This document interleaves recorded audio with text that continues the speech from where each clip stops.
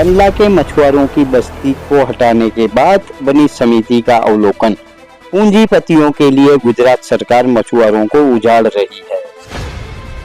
करीब 70 साल से बसी मछुआरों की बस्ती को सुरक्षा के नाम पर उजाड़ दिया गया।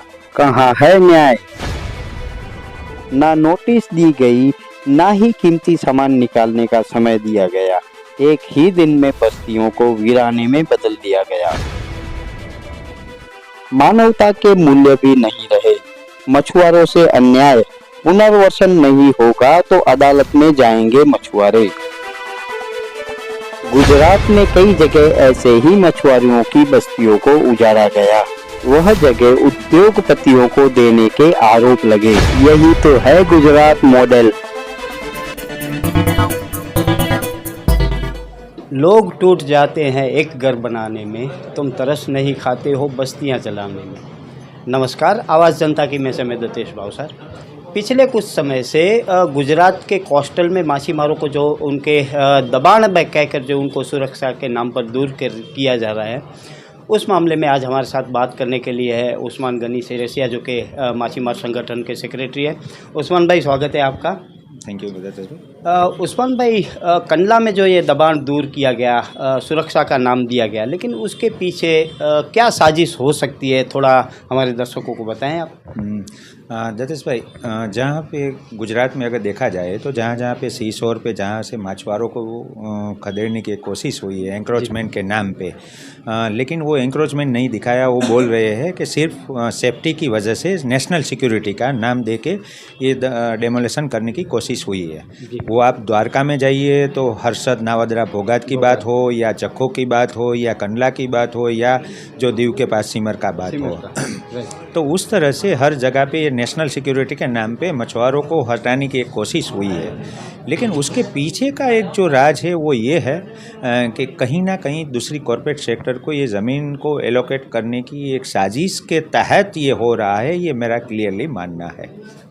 उस्मान भाई, जखौ में भी जब दूर किया गया तब भी यही रीज़न दिया गया कि सिक्योरिटी के नाम पर इलीगल कुछ एक्टिविटीज़ हो रही हैं। तो यह माना जाए कि सरकारें वह इलीगल एक्टिविटी को ख़त्म करने में नाकाम रही हैं, इसलिए माछीमारों को ही दूर कर रही है वहाँ से। 100% वो कह रही है कि अलीगल एक्टिविटी को हटाने के लिए काम हो रहा है।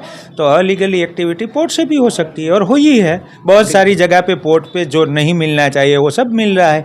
तो आप पोर्ट तो दूर नहीं कर पा रहे हो, तो मछुआरों को ही क्यों दूर कर रहे हो? जो अपनी आजीविका, ना गवर्नमेंट के पास से एक रुपया लिए बिना, ना नरेगा से उसको एक रुपया चाहिए, अपनी खुद की कमाई से कर रहे हैं, तो उनको हटाने की क्या साजिश हो रही है वो पता नहीं चल रहा है। दर्शक मित्रों, इलीगल एक्टिविटीज़ की बात करें तो आपको पता होगा कि हमने ही कई रिपोर्ट की हैं कि पिछले कुछ समय से करोड़ों अरबों रुपए का जो ड्रग्स मिल रहा है, लेकिन उनके खिलाफ कोई कार्रवाई नहीं हो रही है। सिर्फ और सिर्फ छोटे मछुआरों को ही परेशान किया जा रहा है। उस्मान भाई, यह भी कहीं ना कहीं बात आ रही है कि वह ज़मीनें खाली कराने के बाद कॉरपोरेट सेक्टर को वह जो ज़मीनें हैं, कोस्टल की ज़मीनें, वह देने की बात है। कहीं ना कहीं कॉरपोरेट सेक्टर ही इसके पीछे हो, ऐसा आपको लगता है? 100% मुझे ये क्लियरली लग रहा है कि कॉरपोरेट सेक्टर ने गवर्नमेंट को जो भी इलेक्शन में फंड दिया है या जो भी है, तो कॉरपोरेट सेक्टर यही कहेगी ना कि हमें दरिया के पास की ज़मीनें चाहिए, तो उसके लिए आप मछुआरों को वहीं से हटा के दो, हमें क्लियर करके ज़मीनें खाली करके दो, तो हम अपना डेवलपमेंट करेंगे। और ये सरकार जो अभी चल रही है वो उसका बेसिकली यही है कि कॉरपोरेट को लाओ, डेवलपमेंट करो, लेकिन जो गरीब मछुआरे या दूसरे जो भी है पशुपालन करने वाले दूसरे लोग, उनकी बात को नहीं देख रहे, उसको नज़रअंदाज करके ये डेवलपमेंट की बात चल रही है। उसमें ये क्लियरली है कि कॉरपोरेट सेक्टर की ही वजह से ये सब डेमोलेशन हो रहा है, और वो आएगी भी। बहुत सारी जगह पे अभी जो हो रहा है कि CSR की एक्टिविटी, जो कंपनियां यहाँ पे नहीं है उसकी CSR एक्टिविटी यहाँ पे कच्छ के किनारे पे बढ़ गई। जहाँ पे एंक्रोचमेंट था, मछुआरों को हटाया गया, वहीं पे अभी CSR की एक्टिविटी, उसका प्रोजेक्ट ही यहाँ नहीं है, तो क्यों कर रहे हैं? तो ये सब क्लियरली मानना है कि कॉरपोरेट सेक्टर आ रहा है कच्छ में। उस्मान भाई, दूसरी तरीके से यह भी देखा जा सकता है कि वर्तमान की कब्र पर भविष्य का निर्माण हो रहा है। 100%, क्योंकि आप देखें तो जहाँ पे मछुआरे हैं वो लोग अपने खुद के पैसे से कमा रहे हैं और अपना खुद का घर बसा रहे हैं। अब सरकार तो उसको घर बना के नहीं दे सकते हैं, तो जो लोगों ने अपनी कमाई से बनाए हैं उनको आप तोड़ने की बात क्यों कर रहे हो? जब आपने 1985 में ये कहा है कि जो लोग 10 साल से पहले पुराने वहीं पे रह रहे हैं उसको लीगलाइज करो, उसको जो गवर्नमेंट की लैंड है उस पर रह रहे हैं, मैं मना नहीं कर रहा हूँ, लेकिन उसके लिए एक लीगलाइज आप गांव तड़ बढ़ाने के लिए आप प्लॉटिंग कर रहे हो ना, हराजी पे दे रहे हो, उसी तरह से मछुआरों को दे दो। जहाँ पे है उनको एक रकम सरकारी तय करे, वो रकम के हिसाब से, लेकिन जो बनाए हुए आशियाना है उसको उजाड़ने की क्या कोशिश चल रही है वो अलग है बात। जो कंडला में दबाण दूर किया गया सुरक्षा के नाम पर, चालू बारिश में उनको हटाया गया, ना ही कोई नोटिस दी गई है। ठीक है, सुरक्षा की बात हो सकती है, तो कहीं ना कहीं यह लग रहा है कि उन लोगों को जो 500, 600, 700 जो भी लोग हों उनको एक तरीके से दूसरे रास्ते से ही परेशान किया जा रहा है और उनको खदेड़ा गया, यह मान सकते हैं 100% का, क्योंकि आप जब मैंने अलीगली बनाया है तो मुझे एक नोटिस मिलनी चाहिए, लेकिन ये लोगों ने सिर्फ दीवार पे 2 जगह पे बोर्ड लगा दिए और कह दिया कि पूरी बस्ती खाली कर दो, तो लोगों को पता ही नहीं था कि हमारी बस्ती खाली होने वाली है, ना उसको कुछ सामान निकालने की भी समय ही नहीं दिया गया है। पूरा सुबह में 5 बजे आ गए लोग, जब भी लोग अभी उठे भी नहीं थे, बहुत सारे लोग तो ऐसे ही थे क्योंकि रात को लेट से फिशिंग पे से आए, वो सब था, तो उसको हटा। दूसरा, बारिश चल रही थी यार, मानव मूल्य होता है, कोई ह्यूमन राइट का भी एक एंगल आप देखो तो कोई भी व्यक्ति ऐसा नहीं करेगा। मैं भी खुद अगर मेरी ज़मीन पे भी किसी ने कब्जा किया है तो मैं कहूँगा कि बारिश जब पूरी हो जाए तब आप खाली करके यहाँ से निकल जाओ, लेकिन ये मेरी ज़मीन है, तो उसको चालू बारिश में ये निकालने की कोशिश और हैरान करने की जो कोशिश हो रही है वो अलग तरीके से मछुआरों को एक हैरान करके वहीं से दूसरी जगह पे या फिशिंग ही बंद कर दे, उस तरह का पूरा दबाव बनाने की एक कोशिश और हैरान करने की कोशिश हुई है। उस्मान भाई, ये जो मछुआरे थे कंडला के पास रहते थे, आपने पूरी रिपोर्ट बनाई है, उन मछुआरों के बीच में रहे हैं, कितने सालों से वो वहाँ रहते थे और कंडला पोर्ट को कब ज़मीन दी गई है वो थोड़ा प्रकाश डालें। एक्चुअल में कंडला पोर्ट है 1965 में वहीं पे आया है, और मछुआरे हैं वो तो राजाशाही के वक्त से वहीं पे रहते थे, जब दोकड़ा एक चलता था कि दोकड़े हिसाब से उसको ज़मीन वहीं पे मिलती थी और वो फिशिंग करते थे। तो कंडला पोर्ट से कम 30 साल पहले, मैं तो ये कह रहा हूँ, लेकिन रिकॉर्ड नहीं है, बाकी तो हम प्रूव कर सकते हैं कि बाकी के रिकॉर्ड है। कंडला पोर्ट आने से पहले फिशरीज़ की ऑफिस वहीं पे थी, फिशरीज़ का वहीं पे प्रोसेसिंग यूनिट था, वो सब था वहीं पे। उसके बाद कंडला पोर्ट आया है, तो कंडला पोर्ट आने से पहले अगर फिशरी डिपार्टमेंट में जब भी जाके आप पूछिए कि यहाँ पे आपका क्या क्या था, तो वो खुद बताएंगे ये स्ट्रक्चर हमारे यहाँ पे थे फिशरी डिपार्टमेंट के। तो उसी हिसाब से देखा जाए तो कंडला पोर्ट आने से पहले मछुआरे वहीं पे थे। अब जब एलोकेट ज़मीन हुई कंडला पोर्ट को, उस टाइम पे ये एलोकेशन के टाइम पे ये नहीं कहा गया कि मछुआरे जहाँ पे रहते हैं वो ज़मीन मछुआरों की रहेगी, बाकी की ज़मीन है वो कंडला पोर्ट को ठीक है डेवलपमेंट के नाम पे आप दे सकते हो। तो एक पहली गलती वहीं पे हुई थी। दूसरी गलती ये हुई कि जब 99 में साइक्लोन आया कंडला पोर्ट में, उस टाइम पे कहा गया था कि जो भी कंडला पोर्ट के नज़दीक में जो इफेक्टेड लोग हैं उनको कंडला पोर्ट की जिम्मेदारी है कि उसको दूसरी जगह पे बसाया जाए, लेकिन वो कुछ सर्वे नहीं हुआ, मछुआरों को ऐसे ही छोड़ दिया गया। बहुत सारे लोगों को दिया गया, लेकिन वो लेबर थे, उनको अलग जगह पे मकान बना के दिया। मछुआरों को उस टाइम पे कहा गया था कि आपको यहाँ से 10 किलोमीटर दूर, तो मछुआरे को 10 किलोमीटर दूर आप ज़मीन देंगे तो वो नहीं होगा। तो मछुआरे ने उस टाइम पे ये प्रोसेस चली थी, लेकिन सर्वे नहीं हुआ मछुआरों का, कितने मछुआरे यहाँ पे रहते हैं, वो सब अगर कंडला पोर्ट ने अपनी जिम्मेदारी से करवाया होता तो आज जो ये उसको एंक्रोचमेंट के नाम पर जो हटाने की कोशिश ही हुई वो नहीं होती। दूसरा, कंडला पोर्ट की खुद की लैंड पॉलिसी में ये कहा गया है कि एक जगह से अगर कहीं पे लोग है तो उसको दूसरी जगह पे ले जाना है तो वहीं के लिए प्लान बनाया जाए, सब कुछ किया जाए, उसके बाद उसको वहीं से हटाया जाए। लेकिन वो कुछ रूल्स को माने भी ना, उसने ऐसे ही एंक्रोचमेंट को दूर करने की कोशिश हुई है।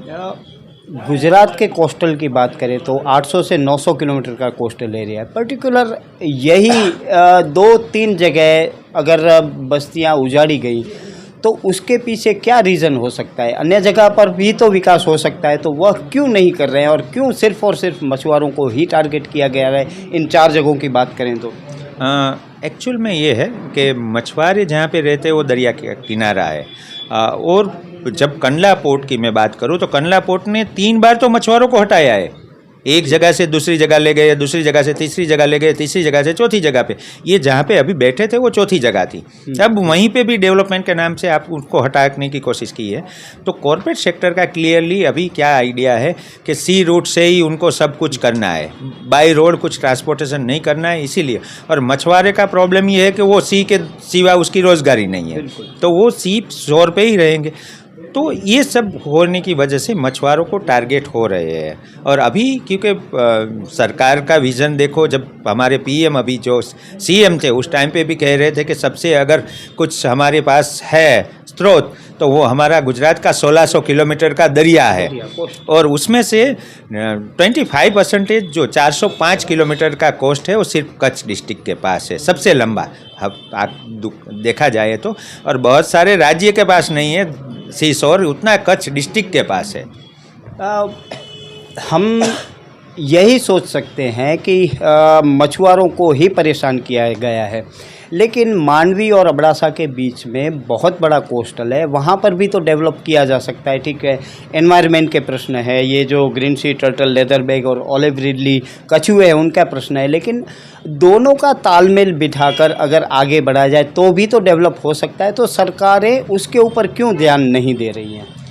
एक्चुअल में ये जो सरकारें हैं उनका एक क्लियरली टारगेट होता है कि भाई छोटे गरीब लोग तबके को हटाना, ये बहुत क्लियरली सोची समझी कोई भी सरकारें हो उनका एक टारगेट रहता है कि उनको हटाया जाए। दूसरा जो आप मांडवी वाली बात कर रहे हो कि मांडवी से सुथरी वाला, तो वहीं पे एनवायरनमेंट वाला अगर एंगल देखा जाए तो वहीं पे इकोलॉजिकल, हाईली इकोलॉजिकल वो मरीन इकोलॉजिकल एरिया है, तो वहीं पे वो डेवलपमेंट नहीं हो सकता है। लेकिन जहाँ पे डेवलप करने की आपको ज़रूरत है वहीं पे भी आप एक प्लान बना के मछुआरे को दूसरी जगह पे बिठा के, या मछुआरों के साथ एक बात हो कि आपको कौन सी क्रीक के नज़दीक आपको शिफ्ट हम कर दे, तो ये सब बात हो के भी अच्छी तरह से प्लान बना के भी ये सब डेवलपमेंट हो सकता है। लेकिन डेवलपमेंट में अभी ये जो गरीब मछुआरे हैं उनको डेवलपमेंट की व्याख्या में कहीं पे नहीं देखा जाता है, इसीलिए ये सब हो रहा है प्रक्रिया। तो उस्मान भाई, सरकारों ने तो ये निर्णय ले ही लिया, मछुआरों को बेदखल कर दिया ज़मीन से। आगे की आपकी रणनीति क्या रहेगी? क्या आप कोर्ट के माध्यम से आगे बढ़ेंगे या जन आंदोलन होगा? क्या आपके पास विज़न है आगे का? अभी कंडला पोर्ट के चेयरमैन के पास 3-4 बार मिले हैं, फिशरीज़ कमिश्नर से भी बात हुई है फ़ोन पे, और यहाँ के जो ऑफिसर है वो लोग भी वहीं पे आके विज़िट किया है। ये सब एक प्रक्रिया अभी गवर्नमेंट के डिपार्टमेंट के तौर पे एक चल रही है कि कहीं ना कहीं दूसरी जगह पे मछुआरों को जगह मिल जाए और उसके बाद वो वहीं से दूसरी जगह पे शिफ्ट हो, क्योंकि अभी सीज़न चल रही है। तो वो एक प्रक्रिया, जब तक सीज़न पूरी नहीं होती है तब तक ये मछुआरे वहीं पे रहे और फिशिंग करते रहे। लेकिन वहीं से दूसरी जगह शिफ्ट करने के लिए डिपार्टमेंटली अभी प्रोसेस चल रही है। अगर वो डिपार्टमेंटली प्रोसेस में हमें ये नहीं लगा कि जो मछुआरों को एक जगह पे ज़मीन चाहिए और फिशिंग के लिए सी एक्सेस चाहिए, वो अगर नहीं मिल रहा है, तो हम 100% कोर्ट के माध्यम में जाएंगे और न्याय की बात रखेंगे, और वो गुजरात हाई कोर्ट के लिए हम तैयारी कर रहे हैं। लेकिन जब तक डिपार्टमेंटली हमें ये नहीं मना कर रहे हैं कि आपको हम ज़मीन नहीं देंगे या दूसरी जगह पे आपको ये नहीं फिशिंग के लिए जाने देंगे, एक्सेस करने देंगे, तब वो हम लास्टली हमारे पास वही रहता है और वो हम करेंगे। तो दर्शक मित्रों, यह सारी जो अंदर की बातें थी, शायद आपको सामान्य मीडिया में यह नहीं दिखेगा, क्योंकि खबरों की पीछे की खबर भी हमें दिखानी होती है, और हम जैसे लोग और उस्मान भाई जैसे लोग ही हैं जो सामान्य जनता की आवाज़ बनते हैं। उस्मान भाई, बहुत बहुत धन्यवाद आपका। Thank you. तो यही लबो-लबाब था कि मछुआरों को कैसे परेशान किया जाए, क्योंकि उनके पास सिर्फ एक वोट है, उनके पास पैसे की ताकत नहीं है, इसलिए उनको दबाया जा रहा है। बड़े बड़े कॉरपोरेट हैं, वो पैसे की ताकत से सरकारों को ख़रीद लेती हैं, इसलिए उनके खिलाफ़ कोई कार्रवाई नहीं होती। लेकिन जुल्म के साये में लब खोलेगा कौन? हम भी अगर ना बोले तो बोलेगा कौन? नमस्कार, आवाज़ जनता की में से मैं दतेश भावसार। अगर आपको हमारी स्टोरी अच्छी लगे तो लाइक करें, अच्छी ना लगे तो हमें सुझाव दें, लेकिन सब्सक्राइब कीजिएगा ज़रूर। नमस्कार।